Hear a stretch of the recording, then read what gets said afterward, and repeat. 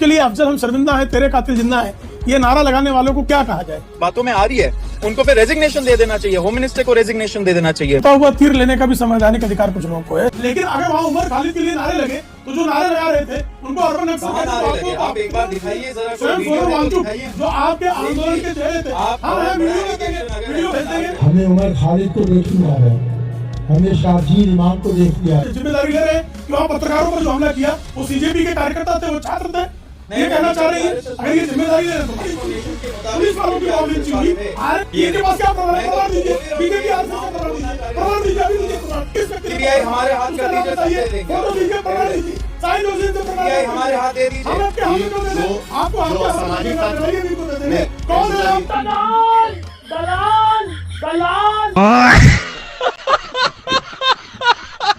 दोस्तों, जैसा कि आपने देखा आज का वीडियो बेहद ही शानदार होने वाला है, इसलिए आप लोगों से अनुरोध है कि अंत तक जरूर देखें।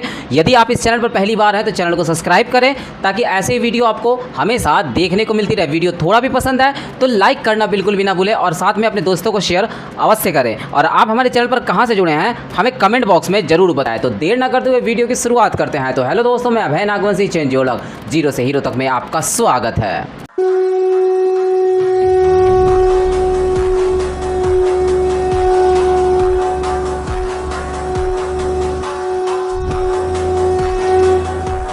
में पी चिदंबरम आकर आगे कहते हैं कि वो भी दिमागी नक्सल है और उसके बाद होड़ लग गई है। केजरीवाल कह रहे हैं और बाकी विपक्षी नेता भी कहने लगे। क्यों अपने आप को दिमागी नक्सल कह रहे हैं? ऐसा है कि इस देश में 2014 के बाद सरकार से सवाल पूछने वालों को या तो आंदोलनजीवी कहा जाता है, या तो देशद्रोही कहा जाता है, या तो टुकड़े टुकड़े गैंग कहा जाता है, या तो अर्बन नक्सल कहा जाता है। और कल नया कुछ था नहीं, लाल किले के प्राचीर से देश के प्रधानमंत्री विदेश नीति पर नहीं बोलते। देश के प्रधानमंत्री अमेरिका के साथ जो ट्रेड डील होने वाली है उसके बारे में बात नहीं करते। रोम रोम भाइयों, चाबार क्यों गया, मुंडेल क्यों गया? मुंडेल अभी बांग्लादेश ने जो हमें 2015 में देने का वायदा किया था वो चाइना को दे दिया।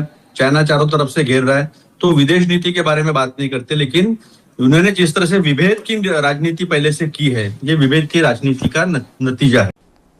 डिप्रेशन। कांग्रेस पार्टी ने नक्सलवाद को संरक्षण देने का कार्य किया। 13 अप्रैल 2006 को तत्कालीन प्रधानमंत्री डॉक्टर मनमोहन सिंह कह रहे थे कि नक्सलवाद इस देश की आंतरिक सुरक्षा के लिए सबसे बड़ा खतरा है।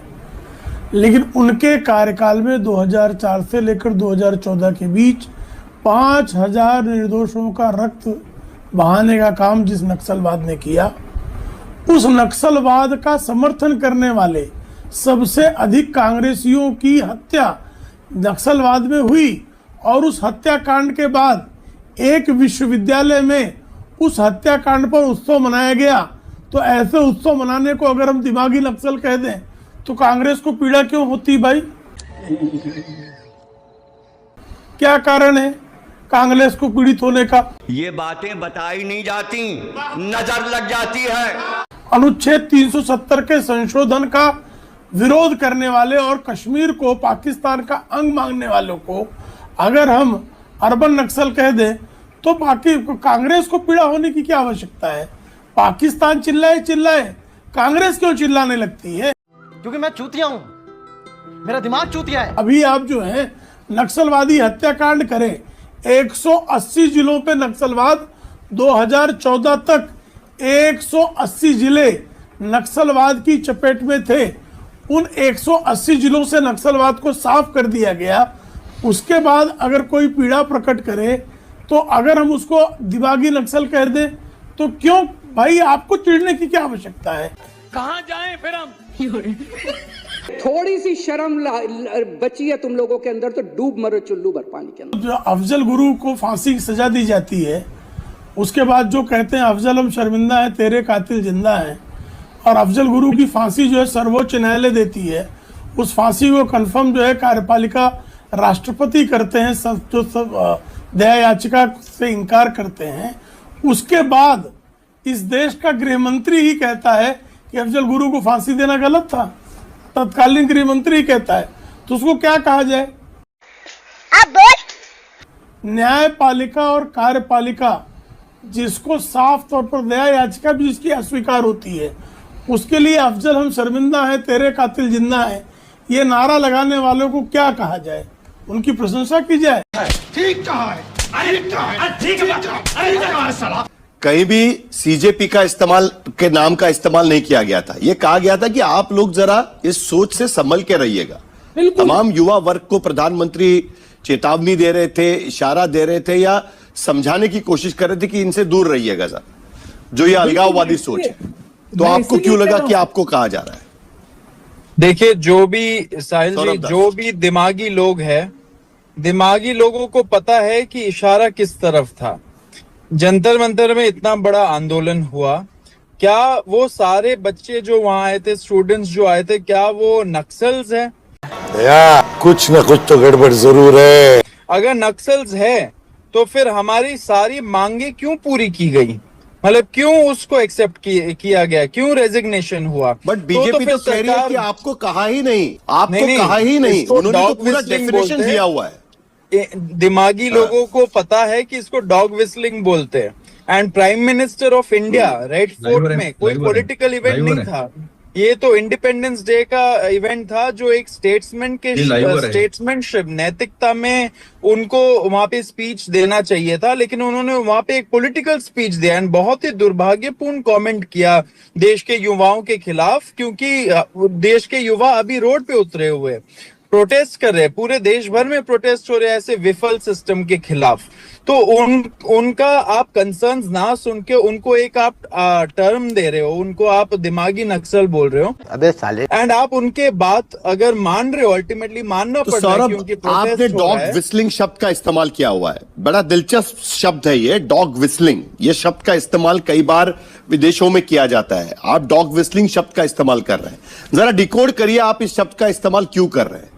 और प्रधानमंत्री का जो स्टेटमेंट, जो भाषण उनका लाल किले से हुआ है, उसे आप इस मायने में क्यों देखने की कोशिश कर रहे हैं? देखिए, इस चीज पे तो हमें ज्यादा डिबेट करना ही नहीं चाहिए। कोई भी लॉजिकल इंसान, रैशनल इंसान जो है, पढ़ा लिखा युवा है, उसको समझ में आ रहा है कि ये कहां से बोला जा रहा है, क्यों बोला जा रहा है।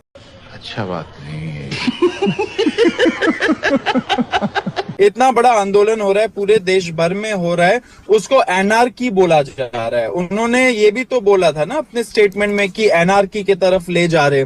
तो ऑब्वियसली बात ये है कि इशारा पूरा ये सारा जो प्रोटेस्ट हो रहा है उसके तरफ हो रहा है। देखिए, मैं आपको बस ये बता रहा हूं कि आप अगर ये प्रोटेस्ट के वजह से आप बात मान रहे हो, अगर आप रेजिग्नेशन करवा रहे हो अपने मिनिस्टर की, तो आप विफल हो ना। आप प्राइम मिनिस्टर फिर नक्सलों के बातों में आ रही है, उनको फिर रेजिग्नेशन दे देना चाहिए, होम मिनिस्टर को रेजिग्नेशन दे देना चाहिए। रुको जरा, सब्र करो। ये सब टर्म्स यूज करके आप लोगों को डरा धमका नहीं सकते हो। मुझे लगता है थोड़ा हमारा स्टैंडर्ड हाई होना चाहिए। साहिल, आप रेड फोर्ट से स्पीच दे रहे हो, स्टैंडर्ड्स हाई करिए। आप पॉलिसी के बारे में बात करिए, गवर्नेंस के बारे में बात करिए, बहुत सारे इश्यूज है। मैं अभी 3 स्कूलों का स्कूल ऑडिट्स करके आ रहा हूँ एंड सारे स्कूल्स खराब है दिल्ली में। तो आप बताइए, उड़ता हुआ तीर लेने का भी संवैधानिक अधिकार इस देश में है। उड़ता हुआ तीर लेने का भी संवैधानिक अधिकार कुछ लोगों को है। उड़ता हुआ तीर ले सकते हैं। आदरणीय प्रधानमंत्री जी ने किसी छात्र आंदोलन को कहीं से भी दिमागी नक्सल नहीं कहा है। दिमागी नक्सल बिल्कुल नहीं कहा, दूर दूर तक नहीं कहा है। लेकिन अगर कोई उड़ता हुआ तीर लेना चाहे तो वो स्वच्छंद है। उड़ता हुआ तीर लेने के लिए कुछ लोग स्वच्छंद हैं, वो स्वतंत्रता से आगे स्वच्छंदता की तरफ बढ़ रहे हैं, वो बढ़ सकते हैं। लेकिन प्रधानमंत्री जी ने किसी छात्र आंदोलन को लेकिन बात जब कहीं नक्सलवादियों ने के द्वारा संहार हो और उसके बाद अगर किसी विश्वविद्यालय में उत्सव मनाया जाए तो ऐसे लोगों को दिमागी नक्सल कहा जाएगा। अब उसको सीजेपी के लोग कोई और टर्मिनोलॉजी देना चाहें, उसको डॉग व्हिसल कहना चाहें तो कह सकते हैं, उनका अधिकार है। क्योंकि हम जो है अभिव्यक्ति की स्वतंत्रता का सम्मान करते हैं। तो अभिव्यक्ति की स्वतंत्रता के सम्मान में हम जो है कोई जिसके लिए नहीं कहा जा रहा है वो अभी अपने लिए मान ले तो उसको मानने का अधिकार हम दे देते हैं। लेकिन हमने किसी छात्र आंदोलन को, अभी झारखंड में भी छात्र आंदोलन चल रहा है, कौन कह रहा है उसको कि ये नक्सल आंदोलन है? किसी ने नहीं कहा दिमागी नक्सल है वो, कोई कह ही नहीं सकता, दूर दूर तक नहीं कह सकता।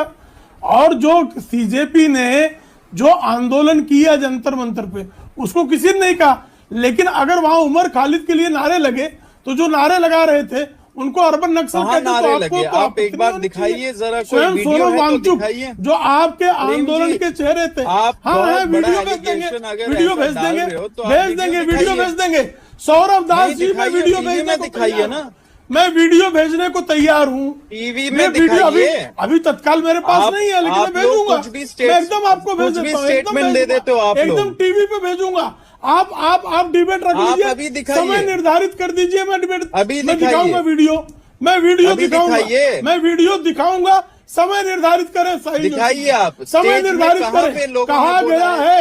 और वहां से नारे लगे, पत्थर 100 से अधिक लोग जो घायल हुए, पुलिसकर्मी 100 से अधिक जो पुलिसकर्मी घायल हुए, उन पर पत्थर किसने चलाया? 100 से अधिक जो पुलिसकर्मी घायल हुए, उन पर पत्थर आपने चलाया? आपने पत्थर चलाया क्या?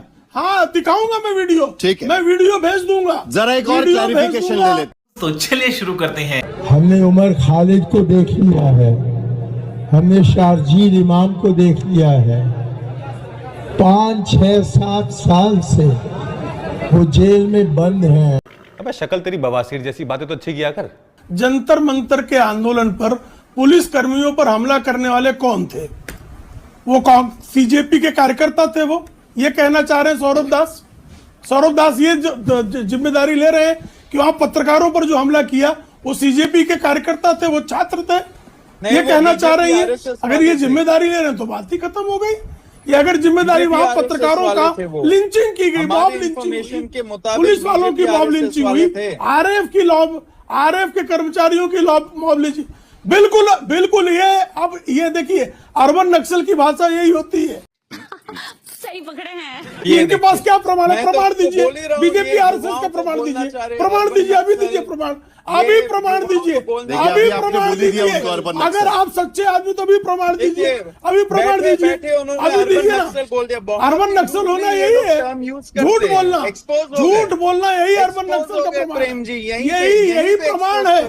आप आरएसएस और बीजेपी का आप एक्सपोज है, आरएसएस बीजेपी का प्रमाण दीजिए। अगर आप में हिम्मत हो तो इसी चैनल पर अभी आरएसएस बीजेपी के किस व्यक्ति ने हमारे हाथ उसका नाम बताइए, फोटो दीजिए, प्रमाण दीजिए। साहिल जोशी से प्रमाण हमारे हाथ दे दीजिए, मैं दूंगा, मैं प्रमाण दूंगा। तो फिर हाँ, मैं दूंगा, मैं उमर खालिद वाला प्रमाण देने को तैयार हूँ।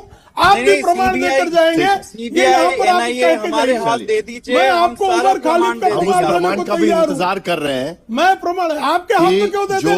आपको जो असामाजिक तत्व भी इनको दे देंगे। अभी मजा आएगा ना भिड़ो। चलो चलो चलो चलो, इधर अरे अभी से देख, आराम से देख, आराम से देख, आराम से देख। भारी मिस्टेक हो गया सर। हमने उमर खालिद को देख लिया है, हमने शारजील इमाम को देख लिया है। 5, 6, 7 साल से वो जेल में बंद हैं।